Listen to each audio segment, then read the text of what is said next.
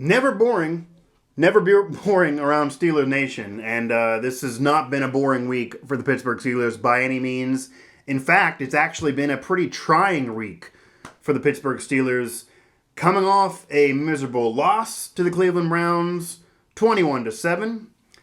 Game they thought they were going to win, a game they thought they were facing a team they were better than, and the game they thought would kind of lead them continuing that wave of winning and getting maybe more lucky than good regardless, but getting those victories, snacking them to get themselves in the postseason. None of that happened, and then after the game, none of it even mattered really, as the story was the insane brawl that ensued at the end of the game. And since then, it's been injuries, it's been suspensions, it's been punishment from the NFL, it's been appeals in terms of what's going on around Steeler Nation and our coverage at SteelersNow.com.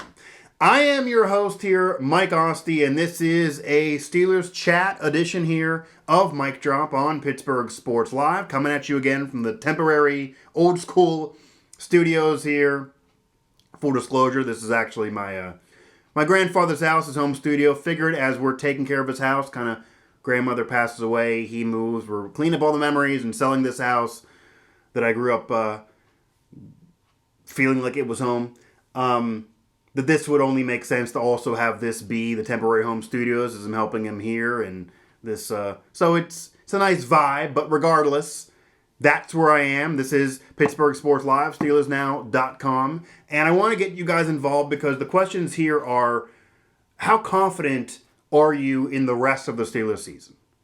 Cincinnati coming up should be a win. They've already handily beat them. Then the Browns again, and it's going to be in Pittsburgh, but it's a crapshoot based on what the game, or based on what we saw already, based on what the game taught us in Cleveland. And then it gets still easy as the rest of the way goes in terms of the Jets are on that schedule. They played the Ravens again, but it is not Murderer's Row by any means, a relatively easy schedule for the Steelers. However, you can't expect anything and nothing's guaranteed based on what we've seen so far from the year.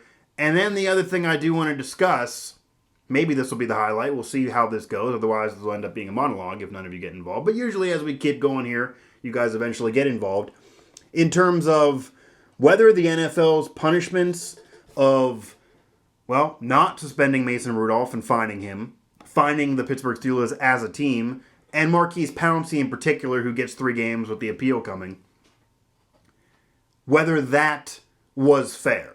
Whether the NFL should have punished the Steelers at all. Whether the Steelers were all victims in this, and whether or not Mason Rudolph really did start it, whether or not you want to go there.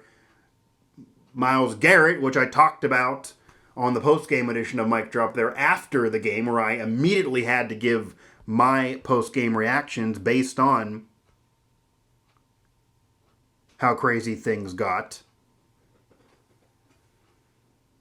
Don't have the screenshot there. Thought I did. Regardless, go to the channel there, Pittsburgh Sports Live and Steelers Now, as I gave my instant take in terms of nothing went right for the Steelers there. It's on the site through the videos. But also, I just had to unleash kind of in terms of the Myles Garrett incident in which he went so crazy, he took his helmet off and used it as a weapon. So whether or not he should have taken it all, whether any of it should have went to the Steelers, and your thoughts really on the rest of this Steelers season, because it is in question to say the least. The Ravens appear to have the division locked up. They have been a much better team. They have played better. Lamar Jackson looking at potentially an MVP type year. They will play again.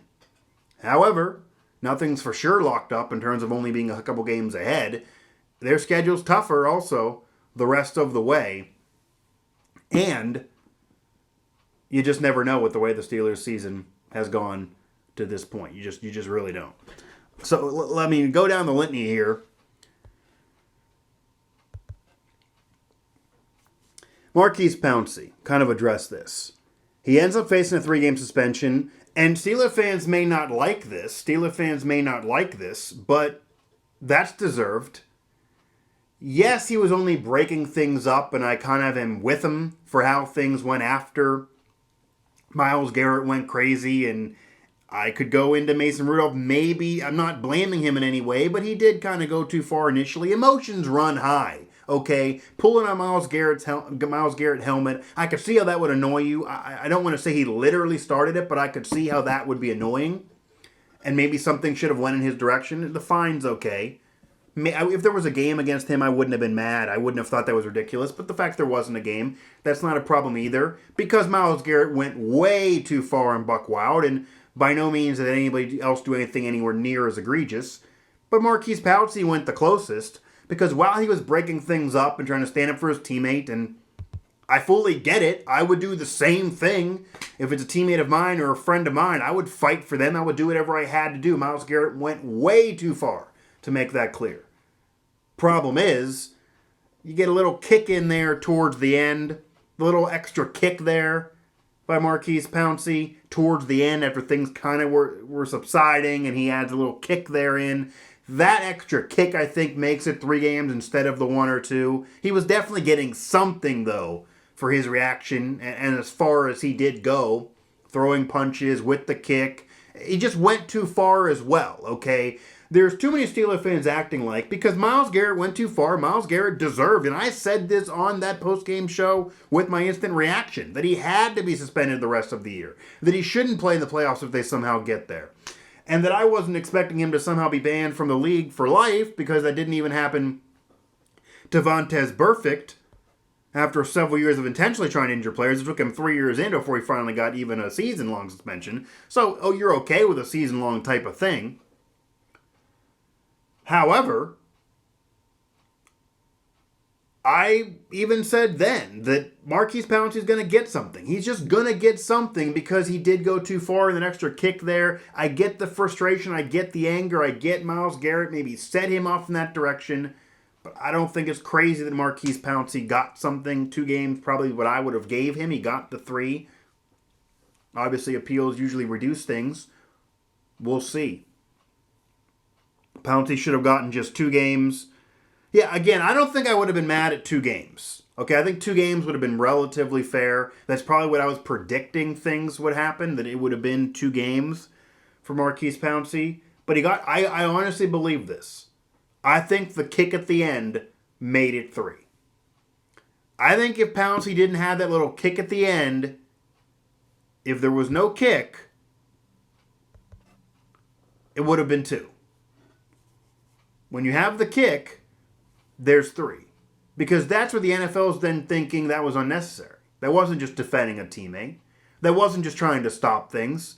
That's potentially trying to escalate things. That potentially does escalate things. And that's then taking out your frustration. That's then having this go too far. And that's where it was really, really, really unnecessary, to the point of that's where it goes to 3 games. So I think that's where they went to 3 games. I don't mind the situation there. 2 games is probably what I would have gave Pouncey. Now, under Mason Rudolph. Steelers lose that game 21-7. He didn't play well in the game at all. Okay? He didn't play well in that game at all. With all the turnovers. And I've defended him, and I defend him again on the post-game, on that post-game social. Go back through the channel there. Thought he actually played relatively well in the loss to the Rams, even though we did discuss it there. I do have this screenshot, even though I had the wrong capture screenshot. But regardless, here it is. Defense led the Steelers. It led the Steelers to a win 2 weeks prior to the Browns game, with all those turnovers that Minkah Fitzpatrick, etc., were generating, and points finally off those turnovers that they weren't getting in the beginning of the year, that they weren't getting the last few years. It was helping Mason Rudolph, who wasn't playing well. But he played better in the Rams games, was getting a quicker release, was making decisions quicker, seemed to be better, and then all of that went down the tubes and wasn't playing well at all against the Browns. But he's looked like a backup quarterback. Okay? Because he is. He's a backup quarterback. Once Ben went down, your season probably was destined to be 8-8, and that's I see that 8-8. Now maybe 6-10 with all the injured players. Okay. I think 8-8 was probably at best, and you would have taken that once when Ben went down. Despite Ben's interceptions last year, I do believe that was going to cut down this year without forcing it into AB, because I do believe that he forced it into AB more than anybody else. And he needed to be better. But he's still the veteran, the future Hall of Famer, the guy that knows the offense, the guy that there's continuity with. That's not going to be the case with Mason Rudolph or Devlin Hodges or anybody else. And it wouldn't even have been the case with Colin Kaepernick or anyone else they bring in. Okay? Steelers need some luck. Yeah, and they were more lucky than good for a while. To be honest with you there, I got a Cecil. They had luck for several weeks. The Steelers got wins they shouldn't have had. They got that win over the Rams. That's off of luck. That's the defense turning points from off the turnovers into points and touchdowns. That's a game in which you're kind of lucky. The Colts game. Steelers were lucky. Minka Fitzpatrick again. More lucky than good. They had their luck, despite this season of all the injuries and a lot of unluckiness. There's been luck there as well. So the Steelers have had some recent luck. They do need more of it to probably get into the playoffs and really turn this season around. But regardless, there has been luck this year. So don't think there hasn't been luck this year. There's definitely been luck this year. There's several games that have been won by the Steelers that shouldn't have been won and wouldn't have been won without some luck. And without that defense, and that's part lucky despite how good they've also been and how well they've been playing, and Minka being a ball hawk that he's been and how good he's been, but there's still some luck there involved. I agree with you. Appreciate it. Appreciate the compliments again there as we're starting to finally get this chat rolling here. Again, Mike Asti, SteelersNow.com, Pittsburgh Sports Live. Hit us up. Make sure to click on the subscribe button here below the video, Pittsburgh Sports Live on YouTube. Follow us on Twitter, at PGH Sports Live on Twitter, as well as at PGH Steelers Now on Twitter, and of course myself at Mike Asti 11 on Twitter there for the hate. You want to send me the intelligent debate, which I do enjoy with Cecil and others. Get a lot more of it though on YouTube than Twitter, I will say. But the Steelers have had their luck. But that's me defending Mason Rudolph in terms of his level of play, because there's been a lot of comments whether it should be Kaepernick, and that's a Horn of the Ball of Wax, another show that I'm not even going to get into now and don't really have to cover because the Steelers aren't down there. They're not going to sign him. Kind of thanking my lucky stars on that for the insane work that would be if he was brought in for us covering the team. But regardless, that's not happening. Mason's the guy. And not Devlin either. Mason's been better. He's clearly been better, and he knows the offense better. You're going to get less out of Devlin Hodges. Period. But in terms of the incident, in terms of the brawl, Mason Rudolph's not guilty anywhere near the level of Myles Garrett. Okay? But he's not 100% innocent either, and he's recognized that in terms of not wanting to file charges, in terms of realizing emotions and boil over, saying that he should have handled things differently, he regrets his part, because all of those things are true and they did occur. Mason Rudolph was frustrated for how that game was going. Mason Rudolph was sucking. The Steelers were losing, and he knew that him sucking helped cost the Steelers that game. Okay? And he was frustrated that Myles Garrett, who this wasn't right either, pounded him to the ground and laid him out with 20 seconds left in that game. And he took out, it was ridiculous, and he took out his frustration on Garrett and then everybody else, yanking at his helmet. Imagine how much that would hurt or how annoying that would be. So that right there doesn't leave him blameless. Okay, he's the victim of this, but he's only the victim of this because Myles Garrett went insane. Mason Rudolph's not an angel. There's no halo there. He's not a spring chicken, okay, in terms of how this went on.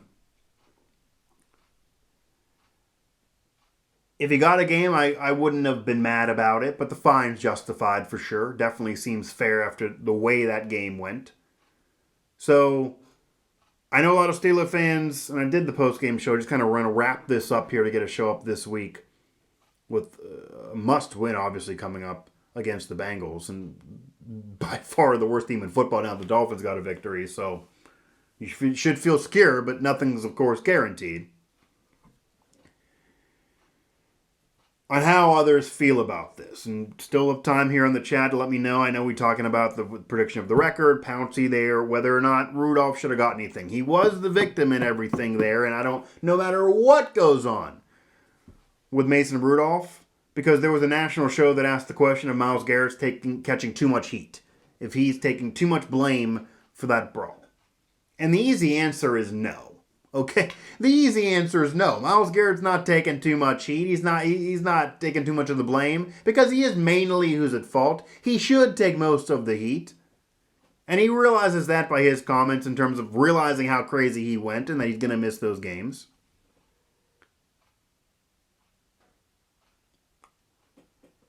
Because he went way too far and was incredibly egregious. It was the most egregious thing by far, using a helmet as a weapon. I'm still telling people I haven't seen anything like that in all my years of watching football.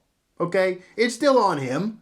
He deserves everything he's getting. No one should be feeling bad for Myles Garrett, but that doesn't mean that Mason Rudolph isn't to blame as well for starting things. Doesn't mean he wasn't a trigger. Doesn't mean Pouncey doesn't deserve what he had. These things aren't mutual. It's not mutually exclusive. It can be possible that all that is true.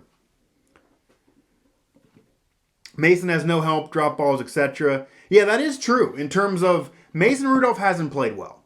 He's made too many mistakes. Prior to last week, maybe prior to the Rams game, he was taking way too long to decide what to do with the football. It was leading to turnovers and was really helping the defense. He was playing like a young backup quarterback, which again, he is.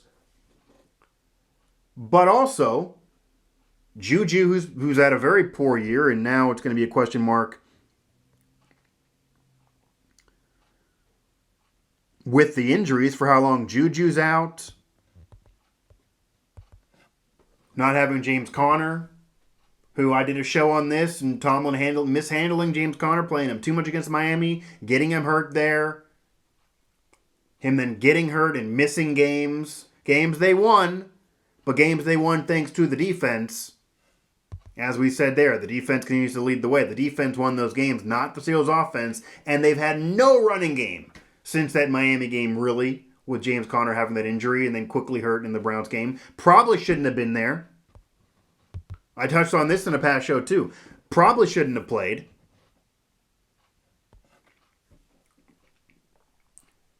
Probably should have been held back and probably was rushed back because they really need that running game, and Tomlin loves riding the single horse back. Okay, he wants the workhorse back. Jalen Samuels can't be that back for you. He can help you pass catching, but that's it. So Tomlin rushed James Conner back and probably has him missing more time. But the Bengals you should be able to beat without James Conner. So this is another game that he should be missing. He shouldn't play that game. I'm with that. Because he finally needs to heal up and be healthy for the rest of the season into that stretch run, which will get really, really important. But Juju hasn't played well. Juju's dropping pass after pass. Big passes did he drop in those recent games, then gets rocked against the Browns, and who knows about his future dealing with a concussion from that game. And I went into this before in past shows, you can go all through the channel, that one of the major factors coming into the year for the Steelers, and if they could get over AB being gone, and that wasn't going to be a major deal, I didn't think, but the one guy that's been affected in the offense hasn't been great, and we didn't know about Ben getting hurt, of course, but I do think it'd be much better if Ben was there, which I don't know how everyone doesn't agree, but that I'm on that camp, which seemingly is a fact. But many take him for granted still, which is amazing to still be doing that. But would be if the Steelers could get a number 2 receiver.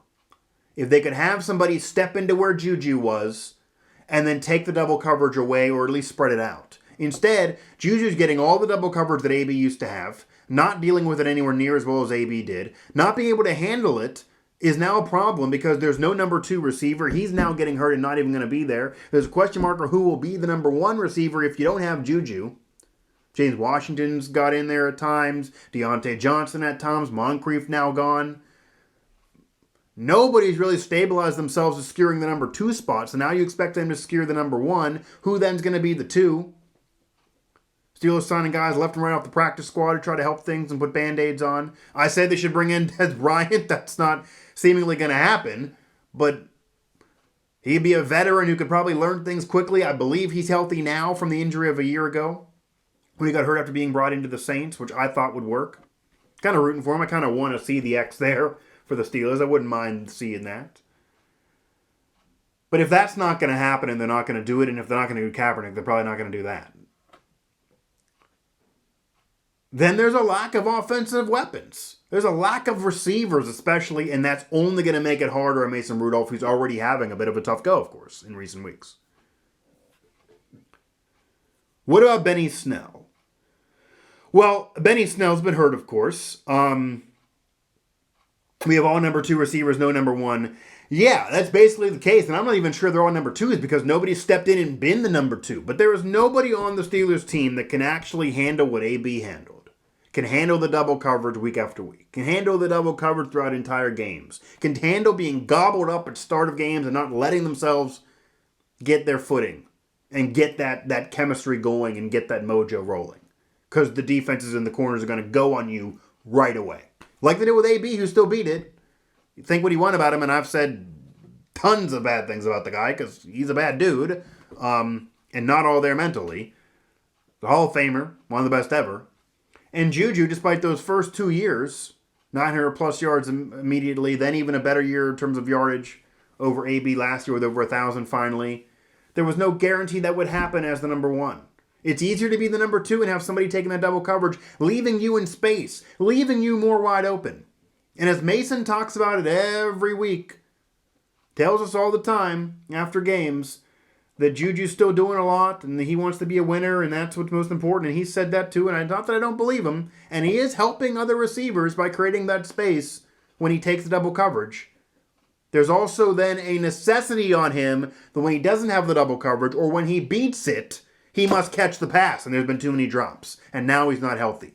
And, separate from him, when he's doing that and when he's taking that double coverage, other receivers then need to step up and catch the ball, and that also hasn't happened with any consistency.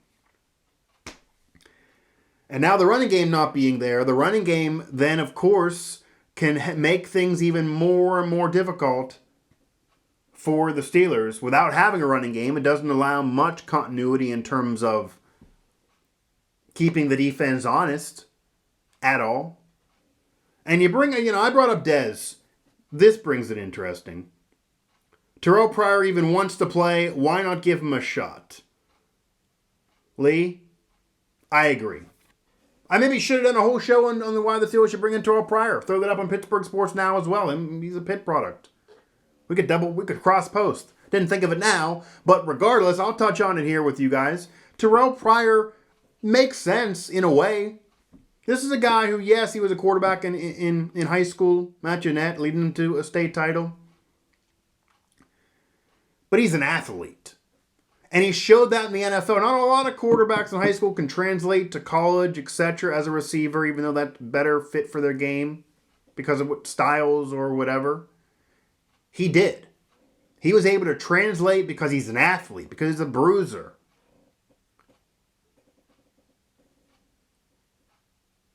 And he was able to truly play well in the NFL. Okay? He's a Pittsburgh product from the WPIL, from Jeanette. Did it at Ohio State as a quarterback. Led the Buckeyes. And then in the NFL, had success as a receiver. Because that style wasn't going to work for him in the National Football League. But that style still gave him that know-how, that mind. The fact that he was a quarterback before in high school and college at Jeanette and Ohio State. He's a very, very smart football mind. He's an incredible athlete. He's had success as a receiver in the National Football League. The Steelers desperately need receiver help.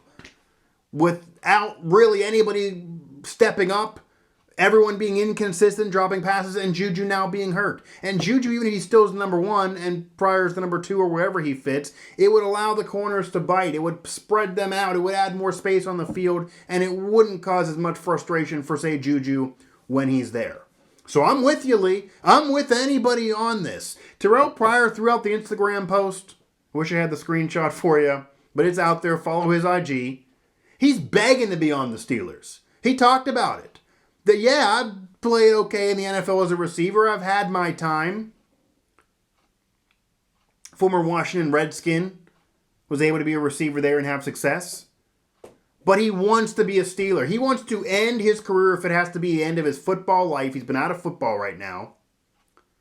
As a Steeler. Playing for his hometown team that he rooted for growing up as a kid in Jeanette. And then leading the Jayhawks, Jeanette, to that state title. Didn't play at Pitt, didn't stay local, didn't go to Penn State, even though he almost went to Penn State, spurned the Nittany Lions. Really close to going to Penn State. They were in that final group. would have probably went to the Mountaineers. They were certainly in that conversation with Rich Rodriguez to replace Pat White and have a bigger, bulkier Cam Newton-like spread offense, even better than probably in terms of translating, maybe even more success than with Pat White. But Rich Rod left the Mountaineers, went to Michigan. That didn't really happen. He did look at Michigan, but ended up going to Ohio State. That was a whole controversy that could be a 30 for 30 one day. Because a lot of that eventually led to Terrell Pryor's decision, too, and the whole comment of he didn't want to be rural, wanted to be in a bigger city, so that's why he didn't go to Penn State and why he went to Ohio State. Regardless, he's still a Pittsburgh product from his time at Jeanette through the WPIL, and he's still proven himself in the NFL. So you have local ties, you have a guy that wants to be there, plus it's not a charity case. I would never be for that. I wouldn't say bring him in just to be nice, to let him wrap things up and play for his hometown team and that's it. No, I would never do that. It's the fact that he still can be productive, that they need the help. And even if he can't, you give him a low rent deal with no risk. It's what I would say about Des Bryant too. You have all the cards for these guys. They're not even in the league. They want to play clearly. Look at Des Bryant's tweets week after week. Look at the IG post. You said it. Terrell Pryor is begging to get the National Football League. And I would do it. Steelers are dogging Terrell Pryor. I mean, I'm not going to take it as an insult. It does kind of suck if they would say no with the question marks around the Steelers receiver group. But again, I wouldn't say this is a charity case by any means. I wouldn't say just do it because he's a hometown kid, even though that's cool. He can still help, and it's not like a quarterback who's been out for 3 years because how does anybody know how good Kaepernick would be? He hasn't been around, hasn't played a game for 3 years. It's not the same for a receiver. As long as he's in game shape, which I don't know if he is, maybe he would suck. I think he's worth a shot. And I think there's a better chance he could help you right away with how depleted they are, with all the injuries, and at least open up the space on the field. So I would love bringing in Terrell Pryor. Okay? I agree with Lee. Yeah, I'm with Lee as well. He's been begging to play for the Steelers. Yes, he has. Terrell Pryor's been begging to be on the Pittsburgh Steelers. He has. The IG post says it all. Makes it clear. All right, Dion Murray. Let's be honest. We lost Munchak, offensive line coach, wide receiver coach. Drake passed away. Position coach sucks. Randy Faulkner is a puppet for Big Ben. Some Mason won't be successful. That's getting to really some conspiracy. I think I'll go with a lot of that early on first because some of that made sense before you get into the weeds. Yes, it sucked when Darryl Drake passed away. That was unfortunate. He was a great guy. That really was bad to start the year on that somber note. And there's that incredible image from our photog Ed Thompson capturing Ben, putting his arm around Juju, as emotional as he was, hearing the news, just hunched over crying in training camp. And that went viral and that got national attention. And that image was really, really captured that whole scene and those whole couple weeks.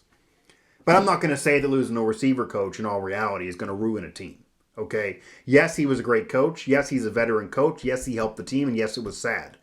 Juju still had great years the first 2 years with or without him. You don't all of a sudden forget how to play football without this coach. Okay, it's not like, and they have Sherman who's come in there. He knows football. He's done it before. He's a competent guy. It's not like all of a sudden they had me or you who never played and hasn't been a coach in the league. And while it's sad and they might be emotional, these are pros. You expect them to get over it just like anybody else who loses somebody in a workplace.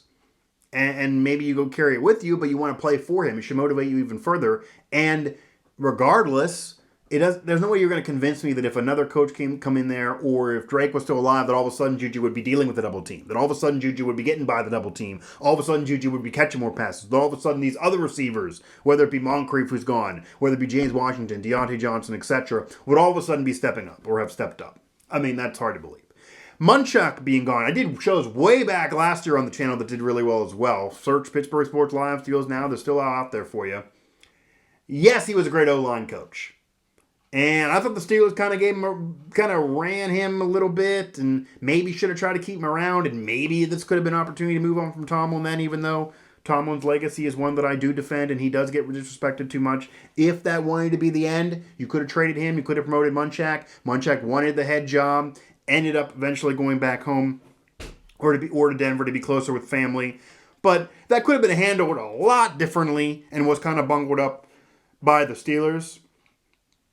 With all that said, an offensive line coach not being there is not going to ruin this year either. I'm not going to buy that these coaches not being there is a reason or an excuse for these guys, veteran players who've been good before, to all of a sudden suck. It's a bit ridiculous. I'm not going to give them that excuse. If you want to, okay.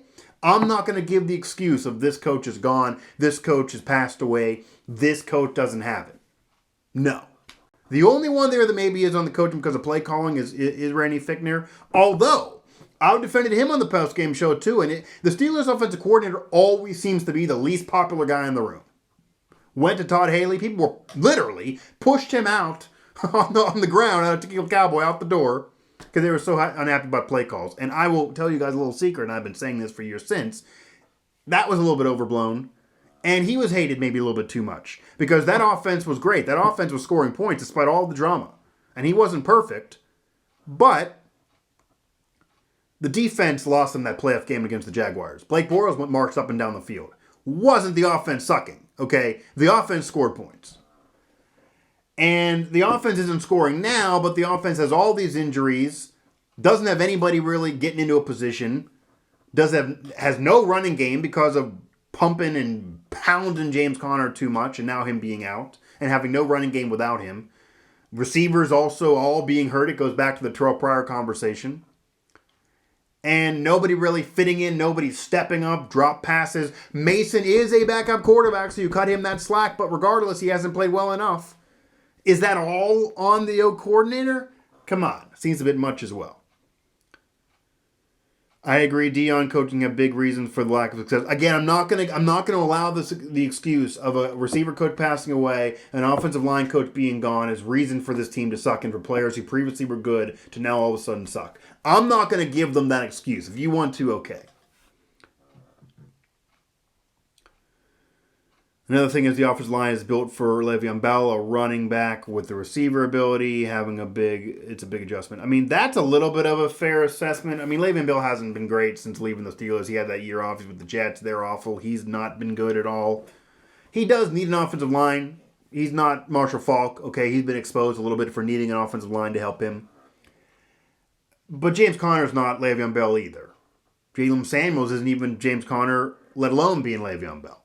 So it's different to build an offensive line for a running back that's going to catch passes and be that Marshall Faulk receiver / back, 3-yard dumper. You do the work, but it's really a pass. That style, that athleticism that Le'Veon Bell was when healthy and when all there and when it wasn't about business, which I get, but that 3 years ago.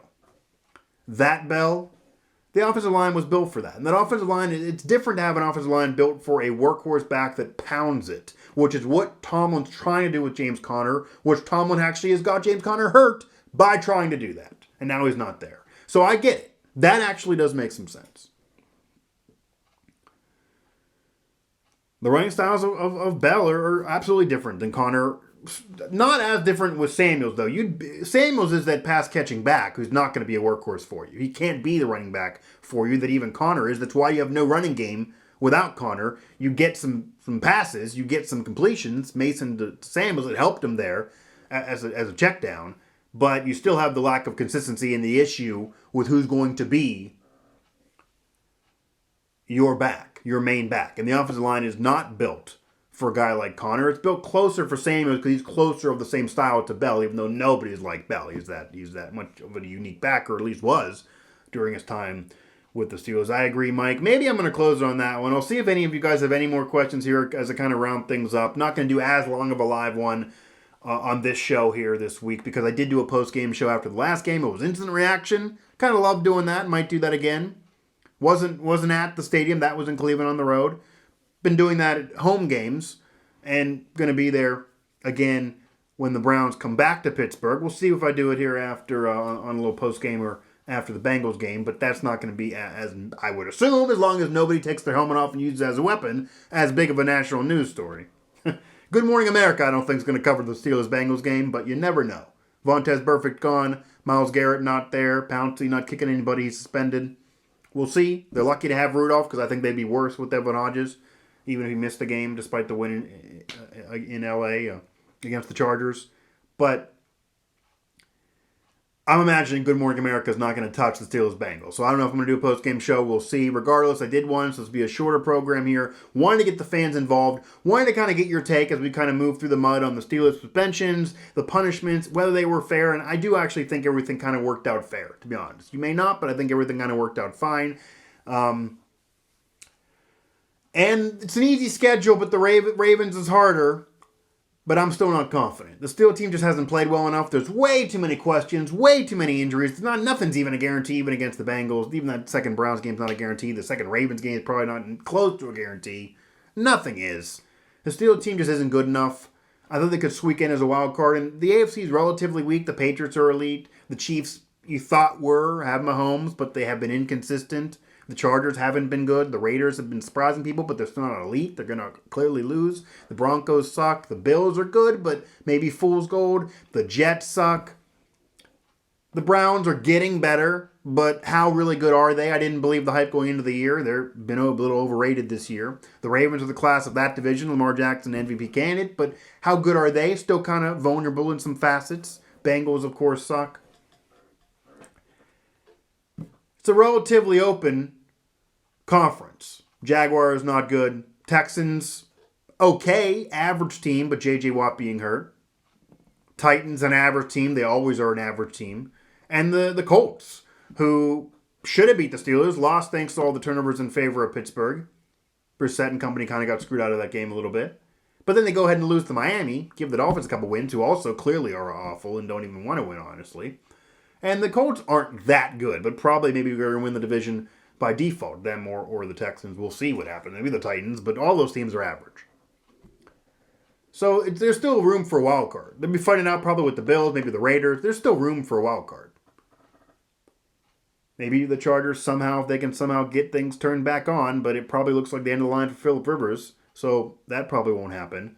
But maybe the Browns too. Maybe the Browns and Steelers are fighting. Maybe they have to win that game. Maybe the game in hand. Maybe those two games, Steelers, Browns, maybe that'll be the deal for the wild card. We'll see. The Browns kind of turning it back on with that big win. Looked good against Pittsburgh. Hadn't looked good prior to that at all, really. Even the Bills win. That was a squeaker. So it's an easy conference. There's not many elite teams. It is still wide open. It's an easy schedule for the Steelers. But I just can't be confident and can't predict anything like that when you coming off that bad of a game, when you're that injury riddled, when you're that banged up, and you've just been that inconsistent.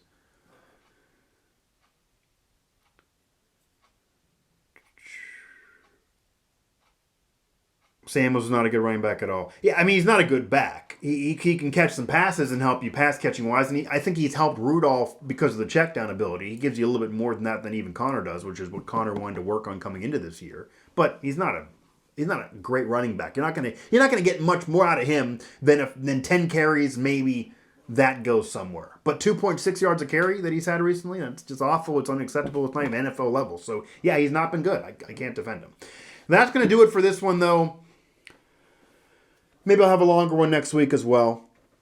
Make sure to hit us up here on the family of networks. Pittsburgh Sports Now, Pittsburgh Hockey Now, Pittsburgh Soccer Now, WV Sports Now, one of the newest members of the Now Network, covering the Mountaineers there and all through the West Virginia scene down there in Morgantown, 70 miles south there on I-79. And of course here, SteelersNow.com. Make sure to follow us on Twitter. There's the graphic, at PGH Sports Live on Twitter, at PGH Sports Live on Twitter. Also at PGH Steelers Now on Twitter.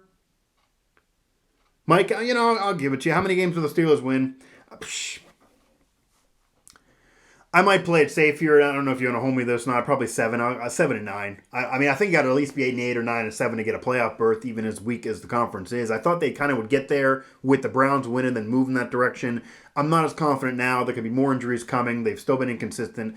I'll go 7 and 9 where the season finishes. And honestly, if you would have told me 7 and 9 after Ben went down with all these injuries, with all the drama, with everything that's gone on, and all the discipline from the NFL, that wouldn't be that horrendous, even though if you don't get in the playoffs after missing last year, with that talent that missed last year and all that drama, Tomlin maybe could have got Coach of the Year votes if they would make the playoffs with everything he's dealt with. But if they miss even by a game, he's going to get tons of blame. And the legacy's been successful with the championship and all the playoff bursts and all the winning. Maybe he gets too much hate, but it'll be the beginning of the end probably. He probably won't be re-signed beyond this deal. They won't fire him. They never do that. But missing the playoffs back-to-back years, it's getting unacceptable. Despite everything going on, though, it might be a decent record. To get everything going on. A lot's been going on in the last couple of years, to say the least, around Steeler Nation. But I'll go 7-9. How about that?